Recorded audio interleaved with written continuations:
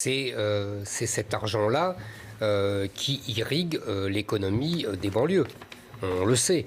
Il y a beaucoup de gens que cela nourrit. On sait que beaucoup de loyers sont payés en liquide. On sait que beaucoup de caddies sont remplis avec du liquide.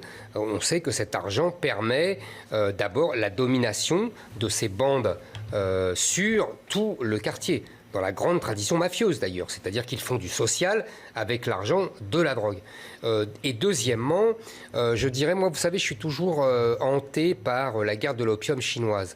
C'est-à-dire que les autorités chinoises veulent interdire l'opium, on est en 1840 à peu près, au milieu du 19e siècle, et qu'est-ce que font les Anglais? Ils obligent les Chinois à ne pas interdire la drogue, et ils font la guerre, la fameuse guerre de l'opium, à la Chine, pour que les Chinois puissent consommer de l'opium. Pourquoi?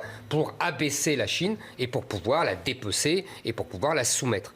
Donc je pense toujours, moi, que c'est une guerre qu'on mène aux Français, au peuple français, qui se laisse asservir comme ça. Marc a tout à fait raison, ça atteint le cerveau. Donc qu'est-ce que ça veut dire? Niveau culturel plus faible, niveau éducatif plus faible, donc capacité, vous voyez, de ce peuple à réfléchir, à inventer, puisqu'on parlait de la science tout à l'heure, à créer, vous voyez, même si beaucoup de grands artistes, de grands poètes se sont drogués pour créer, vous voyez ce que je veux dire. Mais donc moi je pense que c'est une guerre qu'on nous fait et il faut le prendre comme ça.